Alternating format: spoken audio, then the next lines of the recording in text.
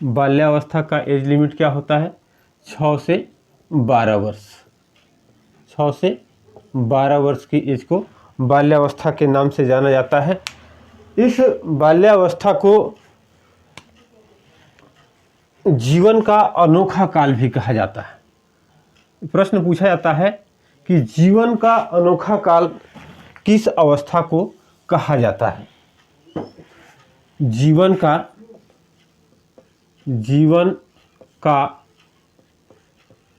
अनोखा काल। जीवन का अनोखा काल किसे कहा जाता है? तो जीवन का अनोखा काल बाल्यावस्था को कहा जाता है। कोल एवं ब्रूस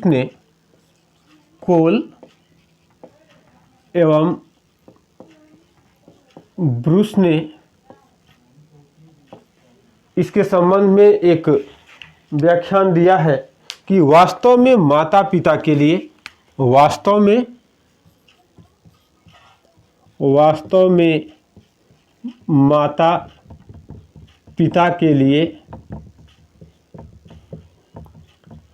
माता पिता के लिए बाल विकास की इस अवस्था को समझना, बाल विकास की इस अवस्था को समझना कठिन है।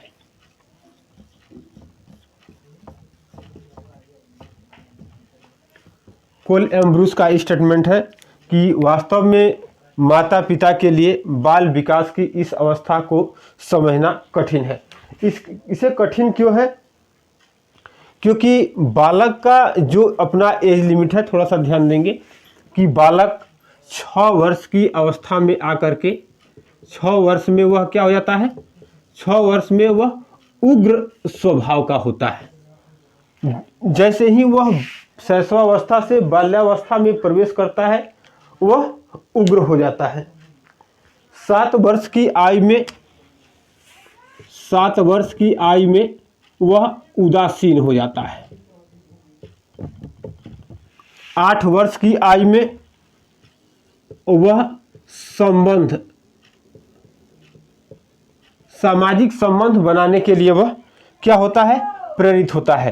लेकिन 9 से 12 वर्ष की एज तक, 9 से 12 वर्ष की उम्र में आकर के उस बच्चे को विद्यालय में, कहाँ? विद्यालय में उस बच्चे के लिए बहुत कुछ विशेष आकर्षण का विषय वस्तु नहीं रह जाता है। कोल एवं ब्रूस के स्टेटमेंट में यह माना जाता है कि जब 9 से 12 वर्ष के एज के बच्चे को समय समय पर विद्यालय में परिवर्तित कर देना चाहिए। परिवर्तित करने से वह शिक्षकों के अलग अलग शिक्षकों के संपर्क में आता है, नए नए साथियों के संपर्क में आता है, अलग अलग विद्यालय के वातावरण के संपर्क में आता है। इसलिए वह हमेशा मस्तिष्क को उसका कुछ न कुछ सीखने के लिए क्या होता रहता है? प्रेरित होता रहता है। लेकिन अगर इस बच्चे को, एक ही बच्चे को 1 से लेकर के और BA या PG की अगर बात करें हम, एक ही विद्यालय में नामांकन करा दिया गया, अब तो LKG हो गया है, LKG या UKG की अगर हम बात करें तो उस बच्चे के लिए वह बहुत कुछ आकर्षण का विषय वस्तु नहीं रह जाता। वही टीचर, वही कैंपस, वही विद्यालय, वही पाठ्यक्रम, वही व्यवस्थाएं, वह समय समय पर बदल तो जाती है कक्षा के बदलने पर, लेकिन विद्यालय का वातावरण जो बदल नहीं पाता है, उसके वजह से बच्चा उसके प्रति क्या हो जाता है? उदासीन हो जाता है।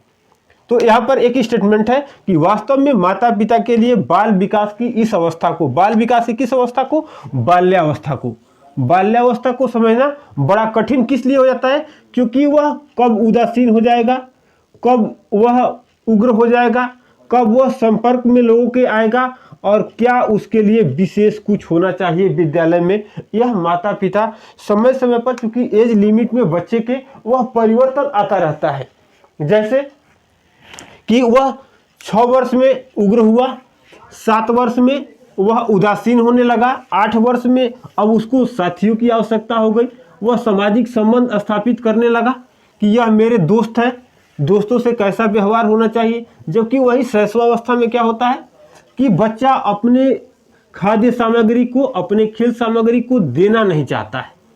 लेकिन जैसे ही वह 7 वर्ष 8 वर्ष की एज में बच्चा आता है, वह उसे बांट करके और सामाजिक संबंध स्थापित करने के दृष्टिकोण से वह बहुत कुछ सोचने लगता है कि हाँ, हमें दोस्तों के साथ रहना चाहिए, हमें अपना बल्ला दे देनी चाहिए, हमें अपना गेज दे देना चाहिए, बॉटल शेयर करना होगा, मुझे खाद्य सामग्री टिफिन शेयर करना होगा। यह तमाम बातें वह सीख लेता है। लेकिन कुछ ही समय के बाद वह मान लेता है कि नहीं, ओह, अब इस विद्यालय में कुछ विशेष नहीं है। चलिए इसी के अंतर्गत देखते हैं कि बाल्यावस्था की विशेषताएं क्या है। बाल्यावस्था की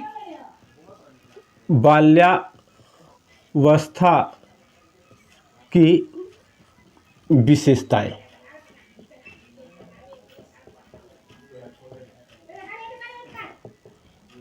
बाल्यावस्था की विशेषता क्या हो जाएगी? पहला है शारीरिक व मानसिक स्थिरता। शारीरिक व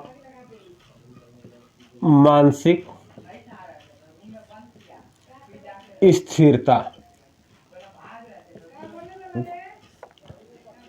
यह एक परिवर्तन होता है बच्चे में कि उसकी शारीरिक और मानसिक स्थिरता आ जाती है। शारीरिक विकास स्लो हो जाता है और मानसिक विकास स्लो हो जाता है। इसके स्लो होने का कारण क्या है? रॉस ने भी कहा है कि शारीरिक व मानसिक स्थिरता, शारीरिक, रॉस का स्टेटमेंट है कि शारीरिक व मानसिक स्थिरता बाल्यावस्था की महत्वपूर्ण विशेषता है। क्या है? महत्वपूर्ण विशेषता है। जानेंगे शारीरिक व मानसिक स्थिरता बाल्यावस्था की एक महत्वपूर्ण विशेषता रास के स्टेटमेंट के अनुसार कैसे हो सकती है। रास ने बताया कि शारीरिक और मानसिक स्थिरता बाल्यावस्था की महत्वपूर्ण विशेषता है। विशेषता इसलिए है क्योंकि इस समय शारीरिक और मानसिक विकास, जैसे कि कुछ कदम चलने के बाद क्या होता है, आकर के यहाँ पर स्थिर हो जाता है। स्थिरता आ जाती है शारीरिक और मानसिक स्थिति में। स्थिरता क्यों आती है? ध्यान देंगे। स्थिरता इसलिए आ जाती है क्योंकि स्थिरता आने पर ही क्या उत्पन्न होता है? परिपक्वता। जब तक हम बच्चे के मसल्स में, बच्चे के शरीर में और बच्चे के मस्तिष्क में जब तक स्थिरता नहीं आएगी, वह कुछ समय के लिए रुकेगा नहीं, तब तक वह प्रबल नहीं हो सकता है, उसमें वह परिपक्वता नहीं आ सकती है, वह अनुभव नहीं आ सकता है, वह पूर्व ज्ञान, ध्यान देंगे, वहां पर पूर्व ज्ञान मायने रखने लगता है। परिपक्वता इसीलिए आता है कि अनुभव के आधार पर वह पूर्व ज्ञान को क्या करता है? समायोजित करता है, एकत्रित करता है और उसमें से वह निष्कर्ष निकालता है, जिसे हम क्या कहते हैं? अनुभव कहते हैं कि नहीं, यह बच्चा अब अनुभवी हो गया है। यह अपने पूर्व ज्ञान के आधार पर अपने मस्तिष्क का प्रयोग करने लगता है और शारीरिक स्थिरता जब रुक जाती है तो उस स्थिरता के कारण ही उसमें मैच्योरिटी आती है, परिपक्वता आती है, मजबूती आती है। अगर वह निरंतर बच्चा बढ़ता ही जा रहा है तो उसमें वह ताकत नहीं आएगी। क्या? ताकत नहीं आएगी, वह मजबूत नहीं हो पाएगा, शारीरिक और मानसिक दोनों रूप से। इसलिए शारीरिक और मानसिक स्थिरता का होना बहुत जरूरी हो जाता है कि बाल्यावस्था में शरीर और मस्तिष्क दोनों कुछ समय के लिए विश्राम एक तरह से करना चालू करते। अचानक सो न जाए, विश्राम करे, आराम करे और उस पर वह विचार विमर्श करे। विचार विमर्श करने से मतलब कि वह अपने पूर्व ज्ञान का समायोजन करे, वह पूर्व ज्ञान के संबंध में विचार करे, कहाँ पर हमसे गलती हुई, वह उसको हमने कैसे सुधारा और कहाँ पर हमसे गलती नहीं हुई और हमें आगे का रास्ता प्रशस्त हुआ। अगर ऐसा वह बच्चा विचार करता है तो समझ लीजिए कि वह स्थिरता परिपक्वता में परिवर्तित हो जाती है और वही बच्चा क्या हो जाता है, अनुभवी हो जाता है। दूसरा पॉइंट है जिज्ञासा की प्रबलता। ध्यान देंगे, जिज्ञासा की प्रबलता। बाल्यावस्था से ठीक पहले बच्चा किसी भी विषय वस्तु के बारे में जो प्रश्न कर रहा होता है वह प्रश्न अब वह बाल्यावस्था में नहीं करता है, जिसका नाम है जिज्ञासा की प्रबलता। अब यह बच्चा यहां पर आकर के अब उसकी जो जिज्ञासा है वह मजबूत हो जाती है। अब वह यह नहीं पूछता कि वह क्या है, वह क्या है। यह प्रश्न शैशवावस्था में होता है। कहां पर? शैशवावस्था में होता है। लेकिन अब वह पूछता है यह ऐसा क्यों है, यह ऐसा क्यों है, यह ऐसे कैसे हुआ। अब यहां पर उसके लिए अलग अलग प्रश्न हो जाते हैं।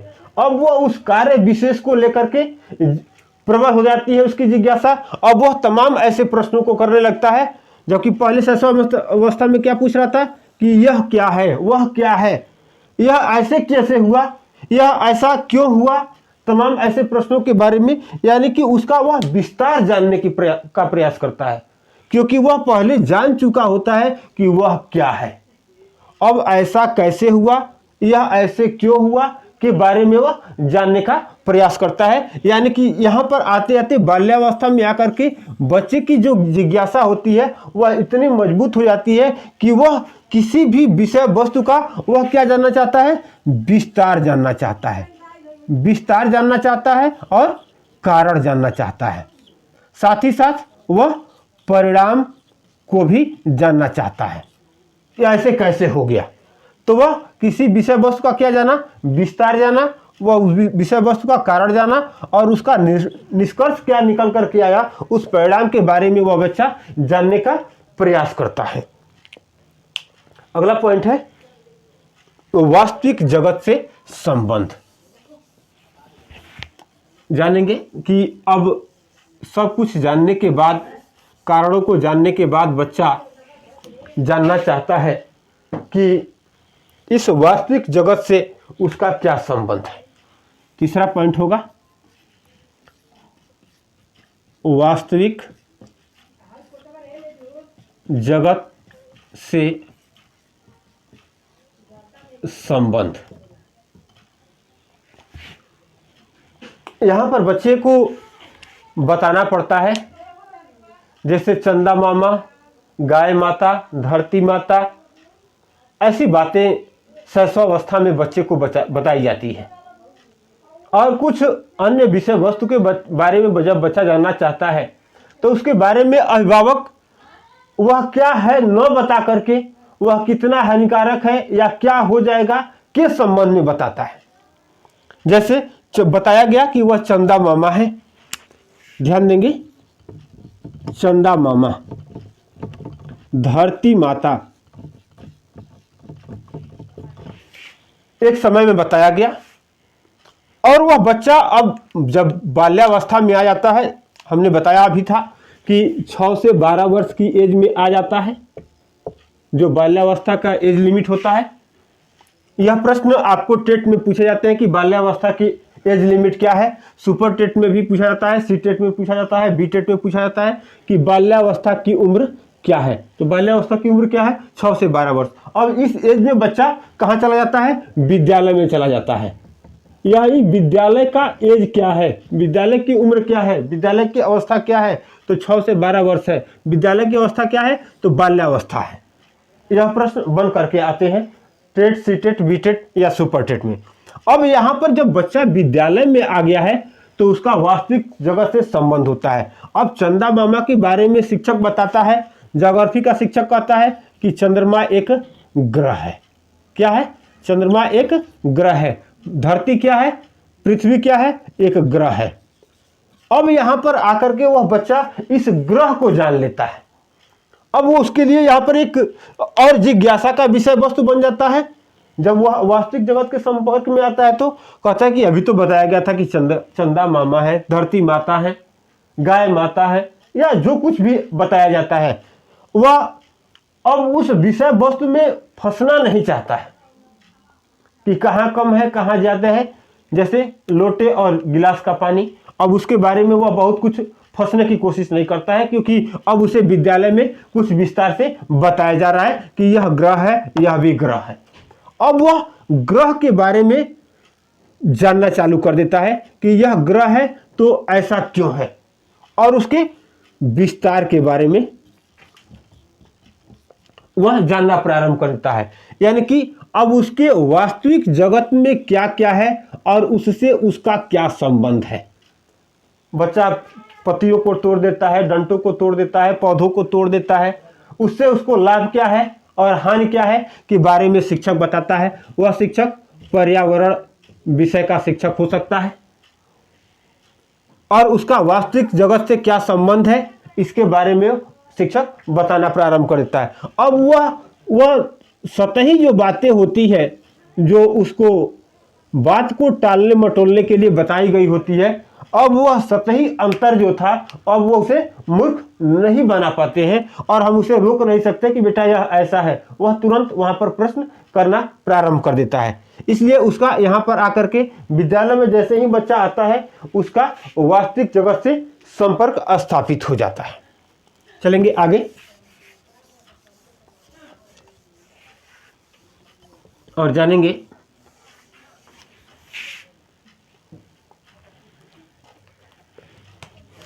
रचनात्मक कार्यों में आनंद। रचनात्मक कार्यों में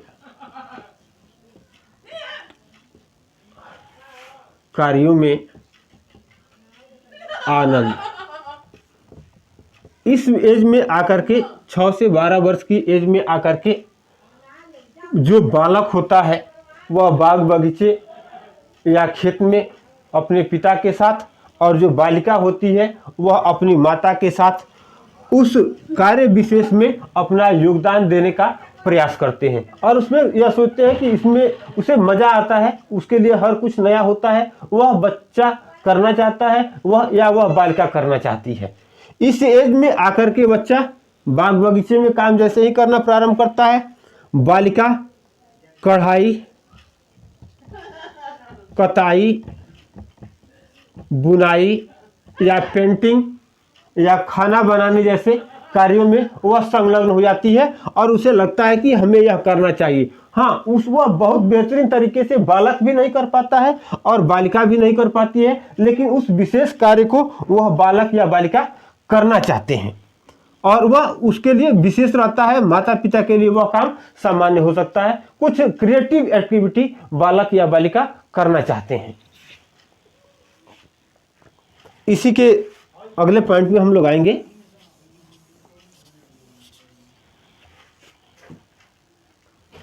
सामाजिक गुणों का विकास।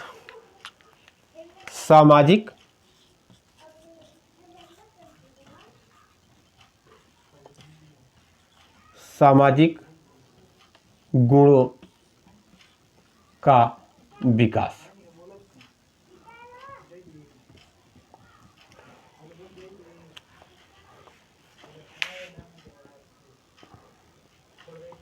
यहां पर आकर के बच्चा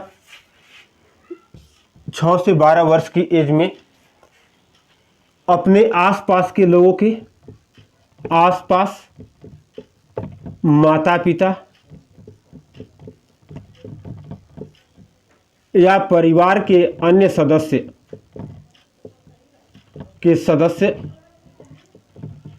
का समाज में अपना क्या क्रेज है और क्या क्रेज अच्छा लग रहा है उसे। माता पिता के द्वारा अगर कुछ ऐसी अवांछनीय गतिविधि की जाती है तो वह उसका भी अवलोकन करता है। आसपास के लोगों के द्वारा जो अवांछनीय गतिविधि की जाती है उसका भी अवलोकन करता है। परिवार के अन्य सदस्यों के द्वारा जो अवांछनीय गतिविधि की जाती है वह उसका भी अवलोकन करता है। लेकिन साथ ही साथ जब उसे ऐसे संस्कार दिए जाते हैं और उसे समझाया जाता है कि समाज में हमें कैसे रहना चाहिए, आज्ञाकारिता का पालन, आज्ञाकारिता का पालन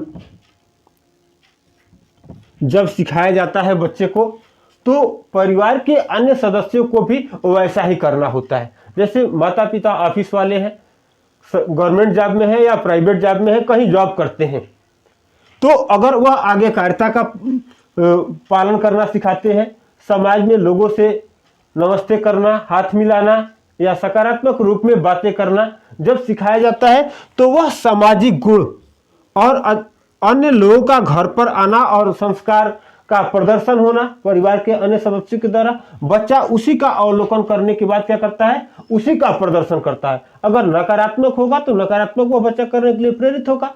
लेकिन अभिभावक चाहता है कि वह आज्ञाकारिता का पालन करे, तो आपको भी करना होगा। अगर माता पिता ऐसा करते हैं तो बच्चा उस विशेष कार्य को करता है और उसे क्या होता है, सामाजिक संबंध उसका बेहतरीन हो जाता है और सामाजिक जो गुण होते हैं वह उसमें क्या होते हैं, धीरे धीरे विकसित होने लगते हैं और वह यह मान लेता है कि ऐसा हमें करना चाहिए। अगर वह ऐसा करता चला जाता है तो यह माना जाता है अभिभावक के द्वारा भी, परिवार के अन्य सदस्यों के द्वारा या समाज के लोगों के द्वारा कि उनका बच्चा या उस परिवार के बच्चे में यह गुण पाया जाता है और वह बच्चे क्या है, संस्कारवान है और उनके अंदर वह सामाजिक गुण दिखता है।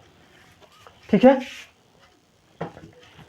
अगर आप इस क्लास को निरंतर प्राप्त करना चाहते हैं या हमारा अपना एक एप्लीकेशन भी है, जानकारी के लिए हम बता देना चाहते हैं, एक ऐप है स्टडी बाय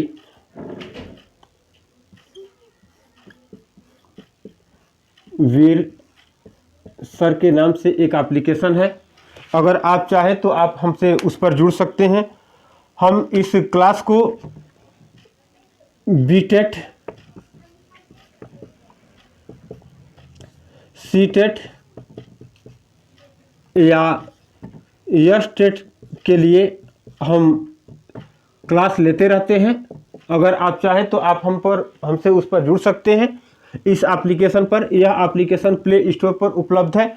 इस पर आपको प्राप्त होने वाली सामग्री जैसे कि वीडियो आपको मिलेगा, यह वीडियो ऑनलाइन और ऑफलाइन दोनों आपको उपलब्ध होगा। किसी कारणवश अगर हमारा क्लास आप नहीं ले पाते हैं तो आपके लिए वह वीडियो उपलब्ध रहेगा।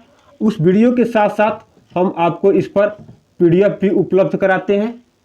अगर आप हमारा क्लास लेना चाहते हैं कोचिंग के थ्रू तो आप हमसे 9598032999 पर व्हाट्सएप कर सकते हैं। आप अपना नाम और मोबाइल नंबर भेजेंगे, उसके टर्म एंड कंडीशन को आपको बताया जाएगा। अगर आपको अच्छा लगता है तो आप इस स्टडी बाय वीर सर के एक चैनल है, एक एप्लीकेशन है, आप उस पर जुड़ सकते हैं और आप हमसे क्लास अटेंड कर सकते हैं। बस आज के इतना ही। बहुत बहुत धन्यवाद।